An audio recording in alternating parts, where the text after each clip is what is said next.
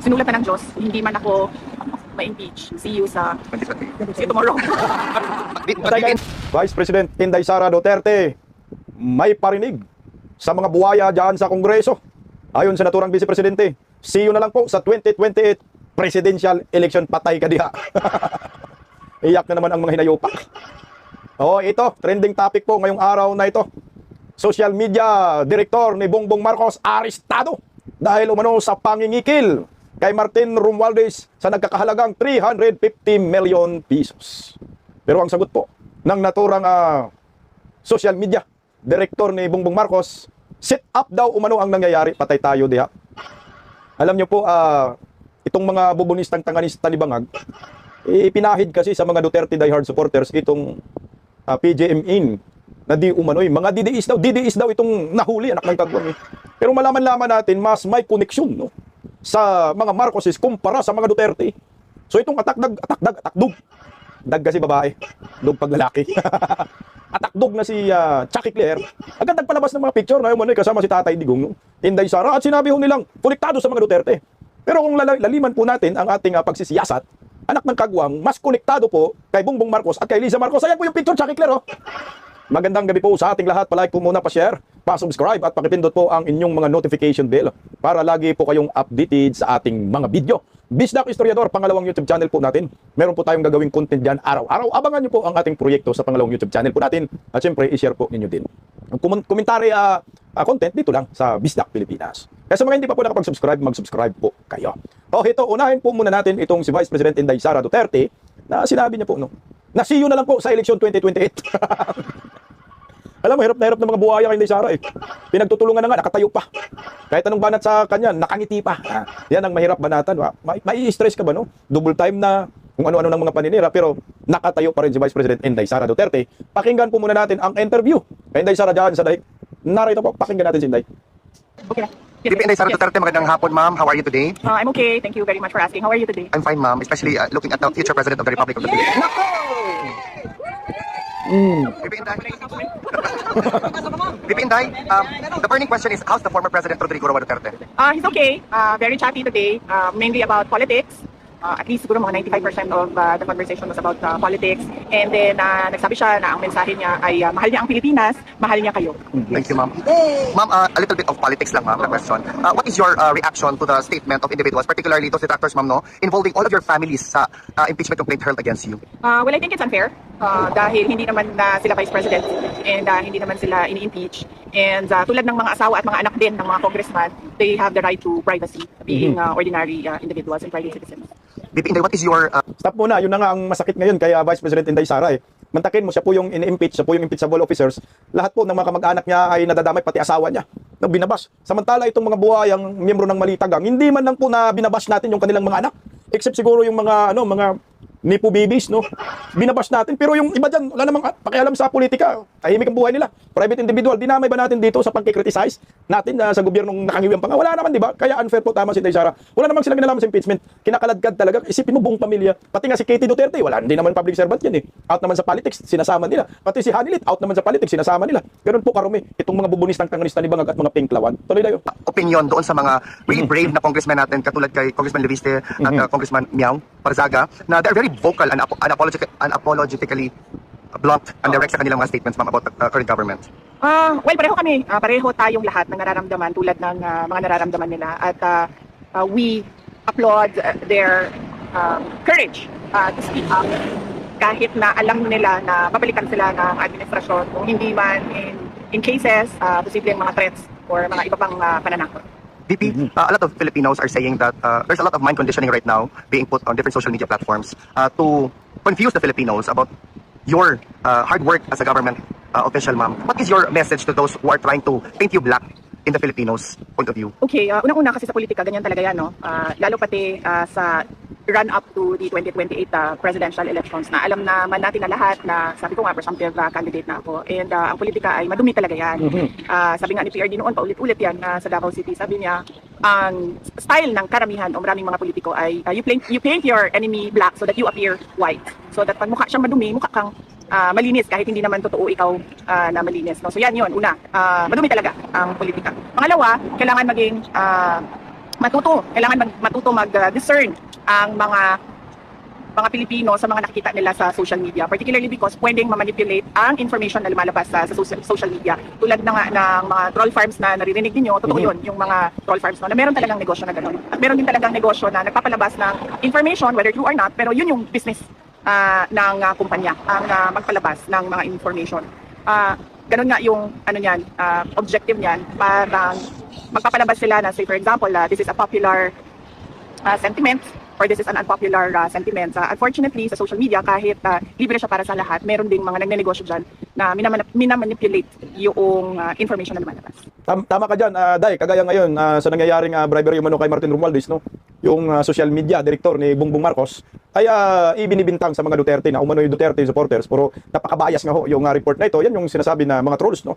Lahat na lang po ng mga bubonistang tanganista, kung ano po yung sinasabi ni Claire Castro, iyon po yung pinapaniwalaan at iyon po yung nilalabas sa kanilang mga content. Yun yung mga troll farm. At biktima po dyan ang mga Duterte. Tayo naman mga DDAs, siyempre ang pinanghawakan lang natin dito ay ang prinsipyo. Hindi po tayo bayad, independent po tayo dito. Kaya yung ginagawa nating pagdipinsa at paglalabas ng anumang balita, ay ito ay sarili po nating desisyon. Wala pong kinalaman dito ang mga Duterte, Inday Sara sa ating pagdipinsa sa kanila. Dahil tayo ay Duterte na hard supporter, siyempre nakikita natin na kailangan dipinsahan ang mga ito dahil yung kalaban ay sandamakmak na pira, sandamakmak na resources, pambayad sa mga troll farm, gamit ang kaban ng bayan para i-demolish ang mga Duterte. Pero narito naman tayo, dumidipinsa tuloy tayo.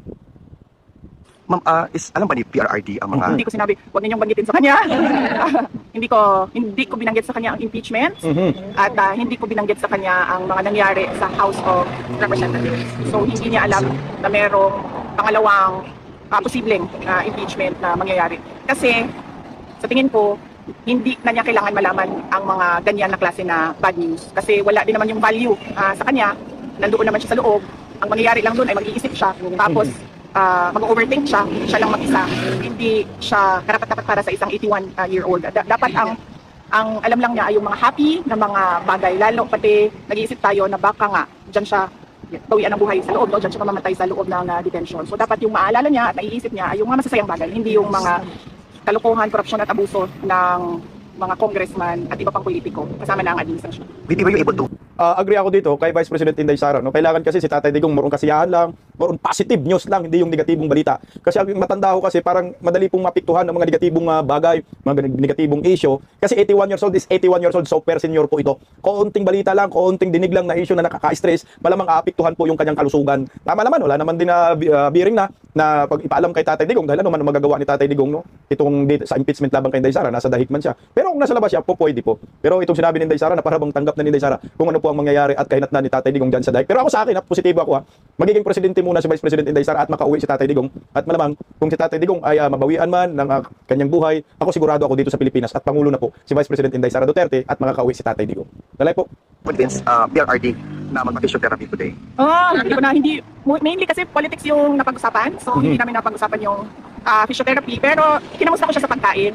Sabi ko, masarap na ba yung pagkain at nabibigay ba sila ng Filipino dishes? Sabi niya, meron daw mga binibigay na almost tastes like Filipino dishes. Kasi sinabi ko sa kanya na right niya yun as a detainee, ang culturally appropriate food. And then he said na, meron naman na parang lasang Filipino dish. And then sabi niya, wag na kayong mag-alala. Kasi sabi niya, nakain ko na lahat ng gusto kong kainin noon. At sabi ko, nag-serve ba sila ng munggus sa iyo?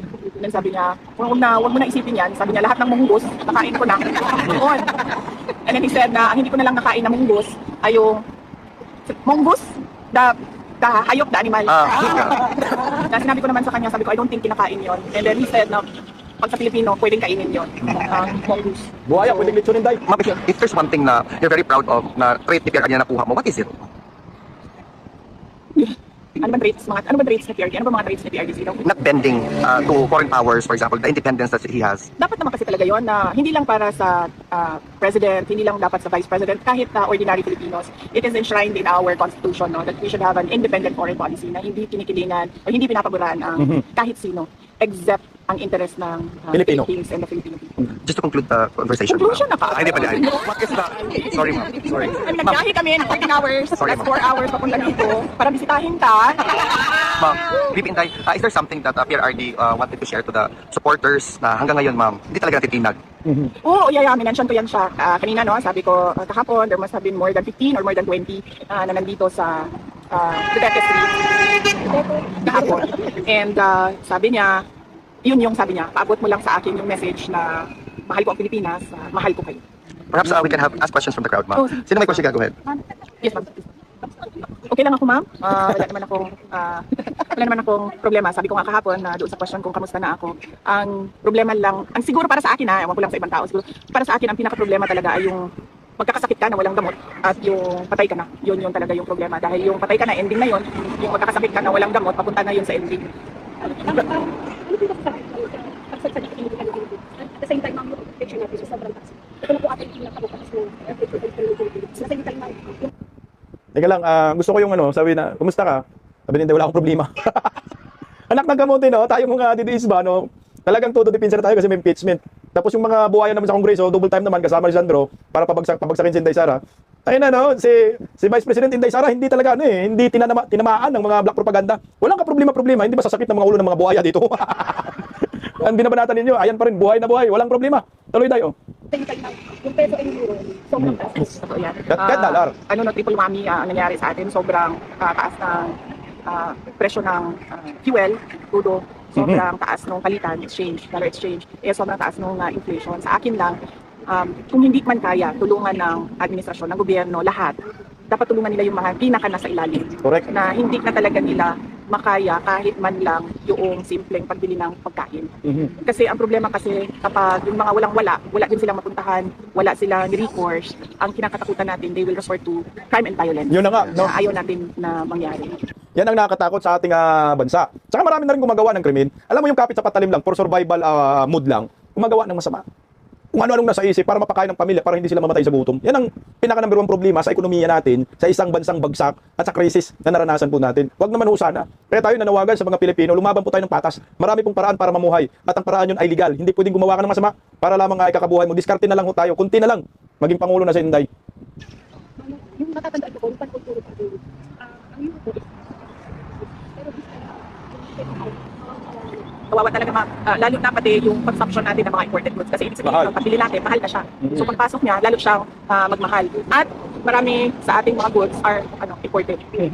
VP, just to your concluding statement na lang, VP, to address the Filipinos who are very much eager to support you in the distant future. Yun lang, VP, na parang to fuel us as well, the supporters, na hindi naman talaga kami aatras sa laban. We are with you together in this fight. Oo. Nagpapasalamat ako dahil noong ako ay nag-announce na tatakbo akong Pangulo, yung lahat ng mga supporters galing 2016, 2019, 2022 nandyan pa rin sila lahat.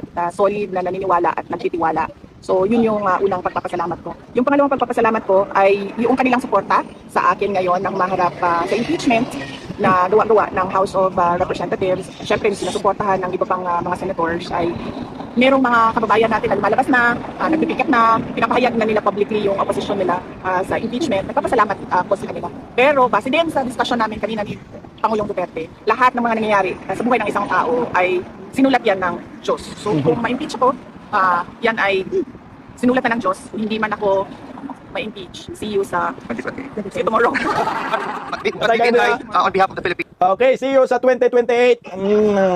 Yan ang maliwanag dyan. Pag hindi po si Inday ma-impeach, see you sa 2028 presidential election. At kayong mga buhaya, makulong kayo habang buhay. Lalo ka na Martin Tambalustos Romualdez. Kasama siyempre si Bunget, anang nakanggaw. Si Sandro, si Bake. Ayan po yung maliwanag, ha. Grabe ang mensahe na yan. Pag hindi ako ma-impeach, see you sa 2028 presidential election. Speaking of Martin Romualdez, speaking of Bunget, ito na. Trending po ito ngayong araw. Ang mga hinayupak, tinutulak po sa mga Duterte na di umano'y. Itong nangingigil umano kay Martin Romualdez na 350 million ay mga DDAs. Ulul! Magiging patas po tayo dito. Imay-imayin po natin, pakinggan po natin ang mga side ng isa't isa. No? Kung ito ba ay may tuturing nangingikil di umano, DDAs ba ito or loyalista? Kasi si Claire Castro, nagpakita po siya ng kanilang side. Siyempre, ang ipapakita po nila ay DDAs, so konektado sa mga Duterte. Pero kung laliman po natin ang ating pagsisiyasat, 100% ang taong ito ay konektado po sa mga Marcoses. Paano po nangyari ngayon? Merong entrapment na nangyayari. Pakinggan po muna natin itong balitang ito. Narito po.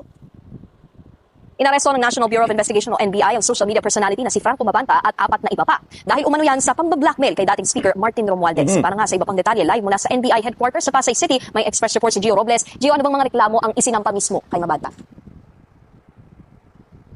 Nikki, extortion o pangingikil ang reklamong kinakaharap ni Mabanta at 4 na iba pa. Ayon sa NBI Organized Transnational Crime Division, sinubukan umanong ikilan ni Mabanta si dating House Speaker Martin Romualdez. Humingi umano sina Mabanta ng 350 million pesos kay Romualdez kapalit ng hindi paglalabas ng sensitibong impormasyon na nag-uugnay sa kanya sa isang flood control project. Kalaunan, ibinaba umano sa 300 million pesos ang hinihingi ni Mabanta na babayaran sa 4 na tranche o 4 na hulugan na tig 75 million pesos. Naaresto sila Mabanta sa isang exclusive village sa Pasig gabi nitong Martes, May 5. Nakipagkita sila Mabanta sa isang agent na nagpanggap na tauhan ng dating House Speaker. Nang matanggap ang marked money, dito na gumalaw ang mga operatiba ng OTCD. Sumama ang News 5 sa operasyon kagabi. Doon nga, sinubukan natin silang makapanayam, lalo na si Mabanta, pero itinanggi nila ang parata. Mismo ang kampo ni Romualdez ang dumulog sa NBI para magreklamo. Dating commercial model at kasalukuyang founder, may-ari, CEO ng isang online media platform si Mabanta. Nakatakda silang isa ilalim sa inquest proceedings ngayong araw at kasabay niyan, alas 11, maya-maya ay magkakaroon ng press briefing mismo si NBI Director Melvin Matibag. Yan muna ang latest mula dito. Los mo, Melvin Matibag. Okay, yan na nga si Mabanta. Yan po yung apelyido niya. Ang pangalan niya, Franco. No? Ang pinagtatalunan po ngayon kung saan ba nakalinya itong si PJMN. May-ari ng Peanut Gallery. Anak ng kamuti, pinapahid sa atin eh. Pero basahin po muna natin ang kanyang statement, no, para naman magiging patas po tayo dito po sa mga balitang ito. Ito naman po yung statement ni Mabanta. Munti ka na mabantot, no? Okay, ito, pakinggan po natin. Ito sa ano na po ito, tinatranslate na po natin sa Tagalog para mas maintindihan ng karamihan, no, yung kanyang sinasabi. Kasi itinanggi po nila, narito po ito po ang official statement ni Franco Mabanta. Translate na po natin sa Tagalog. Wala kaming kasalanan. Isa itong sit-up. Sa nakalipas na 5 buwan, nagsagawa ang PJMN ng malalim masinsinan at masakit na pananaliksik tungkol sa umano'y malawakang pambansang korupsyon ni Martin Romualdez noong siya ay Speaker of the House. Ang hawak naming ebidensya ay matindi at mabigat. Ang episode ay na-film, ilang linggo na ang nakalipas, kumbaga na na-edit na. Ito ay ganap ng na-edit sa 90 minutes ang haba, puno ng matibay na ebidensya at tanda ng ilabas. Iyon ang dahilan kung bakit nangyayari ito ngayon. Walang extortion na naganap, wala kaming ibinantang kahit ano. Pawang kasinungalingan ng mga paratang. At ang ipinakitang ebidensya ay isang panig lamang ng kwento. Wala kaming ginawang krimen. At kaya namin itong patunayan. Ginawa ito ni Romualdez upang patahimikin kami. Bakit? Dahil ang timing ng paglalabas ng aming expose ay malalagay sa kanya sa alanganin. Lalo sa gitna ng kanyang mga kinakaharap na usapin sa ombudsman, habang ipinapakita ni Pangulong Bongbong Marcos na nakikinig siya sa panawagan ng taong bayan na pananagutin ang taong niniwalang sumabotay sa unang 3 taon ng kanyang administrasyon. Dito pa lang, bilib na bilib siya kay Bongbong Marcos to, sasabihin yung DDS to. Ilang araw bago ang aming pag-aresto, ilang bisis kaming pribadong binalaan ng mga makapangyarihang kaibigan na may seryosong banta sa aming kaligtasan na maaari kaming saktan o ipapatay. Dahil dito, bago pa man ang pag-aresto, nagbigay na ako ng malinaw at tiyak na utos. Kung may mangyari sa amin, anumang iyon, maging pagkasugat o pagkamatay, ang aming legal team at mga pinagkakatiwalaang kalyado ay dapat ilabas ang 90 minutes expose sa lahat ng pangunahing social media platforms para makita ng buong Pilipinas. Kami sa PJMN ay matagal nang ipinagmamalaki ang pagtutok sa mga maling gawain at sa mga gumagawa nito. Kahapon, ginawa namin ang mahirap na desisyon na harapin ang pinakamasahol sa kanila. At ngayon, narito na kami sa sitwasyong ito. Kung ito ay kapalit ng paggawa ng tama, handa naming tanggapin. Nais kong balikan ito ng aking mga anak na 5 taong gulang at 2 taong gulang paglaki nila at makita kung anong klaseng ama ang kanilang ama. Mr. Martin, alam mo kung ano ang ginagawa mo sa bansa. Alam namin kung ano ang ginagawa mo sa bansa. At sa lalong madaling panahon, sana'y malaman na rin ito ng lahat. Sabi ni Franco Mabanta. Alam mo, nalalabuan din ako sa taong ito. Kanina, napag-usapan din po natin ito sa Birada Agila. Nakapagtataka naman bakit po kayo nakipagkita sa grupo ni Martin Romualdez? Mukhang namit nga ho nila si Martin Romualdez. Nakipagkasundo kayo sa demonyo. Kaya ang nangyari ho sa inyo, na-entrap kayo. Lumalabas, kayo ay nag-extort. Tapos, 350 million. Yung kabuuan, 75 million, ito yung advance. So yung nag-meet na patay, huli ka balbon. Pero itinanggi nila. Ako po nagtataka, bakit ka nakipagkita pa, nakipagkasundo sa demonyo, anak ka ng kagwang Hindi mo sana, hindi ka na nakipagkasundo. At inilabas mo na lang yung mga video, pero dito nahuli din po siya sa statement. Sorry ang nakikita ko, mukhang nahuli rin siya sa kanyang statement Nang dahil daw sa 90 minuto na video, kaya daw nakipagkita sila, mayroong agreement. Mayroong kasunduan. Ano bang kasunduan ho ninyo? Dapat hindi na lang kayo nakipagkita doon. Inilabas na lang po ninyo kung may pakialam kayo sa maraming Pilipino at sa bayan patungkol sa flood control corruption. At tinuturo ng mastermind si Martin Romualdez. Ang problema, hindi ganoon ang nangyari. Nakipag-meet pa kayo. Ano bang kasunduan? Sana nilabas mo yung kasunduan ninyo. Ano bang kasunduan ninyo? Bakit nakipagkita kayo sa team ni Martin Romualdez? Diyan tayo sumasablay minsan Nakikita natin may butas din po ito. So ngayon, ang usapin natin, ito yung palakihin natin. Kawawa ka, Franco. Tinatakwil ka lahat. Sabi ng mga Italianista, loyalista, hindi yan loyalista. Sabi naman ng mga DDS, hindi yan mga DDS. Okay, linawin natin ang lahat ng isyong ito. Pero bago riyan, naglabas po itong si Chucky Claire ng picture di umano ng mga Duterte na kasama itong si anak ng kangwang na Franco Mabanta. Sabi ni Claire Castro, huwag na natin ipalabas yung video kasi mabuhay tayo, basahin lang natin, may transcript naman eh. Ito po ang itanong ninyo kung anong relasyon ni Franco Mabanta sa mga Duterte. Okay, so ngayon, sagutin natin yung Claire Castro, no? Alam mo ang mga Duterte kasi, marami nagpa-picture yan, kahit sino pinapapicturean eh, kahit ordinaryong tao nagpa-picture. So ngayon, yung naka-jacket ba yan sila ni Tatay Ligaw at ni Mabanta, Carlo Mabanta, hindi natin alam kung saan yan. Dahil picture lang naman, pinapakita. Pero dito sa kanang bahagi, na nandyan si Vice President Inday Sara, tapang at malasakit lunching po yan. Maraming tao po dyan, kasama sila Pia Cayetano, mga Cayetano siblings eh. I think 2017 yan, na launching ng tapang at malasakit sa Taguig. Maraming nagpa-picture yan. Pero it doesn't mean na itong mga Duterte ay close na dito kay Franco Mabanta. Parang madriyaga lang datingan, anak ng kagwang Claire Castro eh. Pero, konektado ba talaga itong si Franco sa mga Duterte? Didiis ba talaga yan? Ang sagot ko, hindi. Hindi siya Duterte diehard supporters. Mas maliwanag na itong si Franco ay dikit sa mga Marcoses. Okay, bakit ko masasabi sa mga dikit siya sa mga Marcoses? Una-unahin na natin, himay-himay natin. Maglabas din tayo ng mga picture. Kagaya po nito. Ayan ha, ang mga picture na ito, syempre, maraming didiis dyan. Hindi pa po nasira yung unit team, unitae dyan. Kilala natin dyan, nandyan si sino ba, Attorney Trixie, nandyan si Thinking Panot, nandyan si anak ng kagwang na Franco yun, sa likod. At sino yung nandyan? Yung nakabilog. Si Bongbong Marcos at si Liza Marcos. So kung ang pagbabasihan natin ay picture lang, edi hamak, mas mabigat ang picture na ito kasi nandyan si Bongbong Marcos at nandyan si Liza Marcos. So anong ugnayan nila? Super close. Okay, maghanap pa tayo ng ibang picture. Kagaya to bungit. Kasi sabi ni Claire Castro, hindi naman yung kakilala ni Bongbong Marcos. Kagaya nito, ito ay post ni Franco Mabanta noong February 26, 2018. Sa South Forbes Park, Makati. Sa bahay ni Bungit pala ito. Kasama yung aso ni Bongbong dito.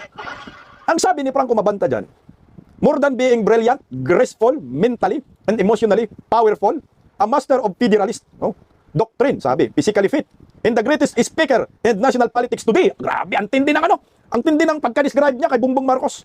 He is a good human being, and he's ready as anyone has ever been. No one else I'd rather say in 2022. Sinong tinutukoy niya dyan? Si Bongbong Marcos. Sobrang close, no? Kasi nga, nakapasok sa bahay ni Bongbong Marcos, saan yan? Sa Forbes Park, Makati. Kay Tatay Digong picture at kay Inday Sara, public event. Samantala ito, espesyal na bisita, itong si Franco. Ni Bongbong Marcos. Ang inumin talaga naman. Ang inumin mo na yan. So ngayon, mga bubunistang tanganista, sabihin nyo na ito ay didiis. Nakabusan kasi kayo? Yan ang ebidensya. At ito pa yung pinakamatindi. Ito yung pinakamatindi. Ayan. Pakita natin. Oh, lala. Ang sabi kasi dyan ni Claire Castro sa media, no? Sabi ng reporter, kilala niyo po ba siya? Si Franco ng Pangulo. Ang sabi ni Claire, hindi po siya kaibigan ng Pangulo. My gulay. Tingnan mo, sa kanang bahagi. Kung hindi kaibigan. Ang picture na yan ay kasama si Bongbong Marcos, Liza Marcos, at si Franco. Mabanta. Hindi na mabantot. Saan uli dyan? Sa Forbes Park Village uli. Kailan pa ito? August 22, 2018, Manila, Philippines. Ang sabi, post niya, English. I've always loved taking credit for a job well done. Something I've never seen or heard you do. In spite of how frequently you come out with a brilliant idea. Thank you for being a mentor. Mentor talaga, yar. And a defender. For being our general, for finding the perfect balance between firm, whipcracker, and beautiful creative nurturer, and most importantly, for being a second mother to me. Narinig yun? Si Baki, second mother pala ni Franco Mabanta. I've lost count of how many incredibly talented young men and women in the species of public relation, law, politics, life organization, and finance have with stellar convictions based on their own personal personal and professional experiences with you. Authored the words, Liza Marcos made me. I-award na! Anak na nabuti. Too impressive because like your husband, You're not common human being. Hindi common human being daw. Hindi siya bagay. Ano siya? Putangin ng hayop. You're an all-timer. Happy birthday. There's Tita Butz. On behalf of all the people whose lives you've elevated for the better, thank you. And know that you are loved beyond measure. Photo from the first day I met you guys in my cam didn't have battery. May patawa-tawa ba? O, tingnan mo, mentor niya si Bake. Ang galing ninyo na. Ito pang matindi. Ito, baka sasabihin sabihin na naman fake news. Basahin niyo po yung post ng News 5. Ito. Ang sabi dito, basahin natin. Arestado ang founder at CEO ng media startup na Peanut Gallery Media Network na si Franco Mabanta at 4 pang iba dahil sa 150 million extortion plot laban kay dating House Speaker Martin Romualdez. Ayon sa mga otoridad, tinangka manong i-blackmail ni Mabanta si Representative Romualdez kagnay sa issue ng manumalyang flood control projects. Ang dulo. Sabi nito, dating social media director ni President Bongbong Marcos, si Mabanta. Ngayon, sasabihin po ninyo, hindi kilala. Putang ina mga Chucky Claire, tangin naman. Social media director. Tapos hindi kilala. Second mother nga yun si Bake. Tangin naman. O ngayon, kanino po konektado itong si Franco Mabanta na trinidor din nila? Hindi sa mga Marcoses. Papasukin ka sa kanilang mga tahanan kung hindi ka close. Papasukin ka dyan sa Forbes Park Makati kung hindi ka close. Gawin kang social media director ni Bungit kung hindi ka close. Yan ng kagwang tatanga naman nila kung gano'n, no? Special, aso ni Bongbong Marcos na nakita ni Chucky Claire na nilalaro. Ganyan. Mas namit pa ni Franco. Mabanta. Ngayon, mga bubunis ng tanganista, sabihin nyo ngayon, kanino konektado itong si Franco Mabanta na nga di umano'y kinikilan si Tambaluslos ng 350 million? Sa mga Duterte ba? O sa mga Marcos? Putang ina. Social media director, hindi kilala. Last nyo, Bake.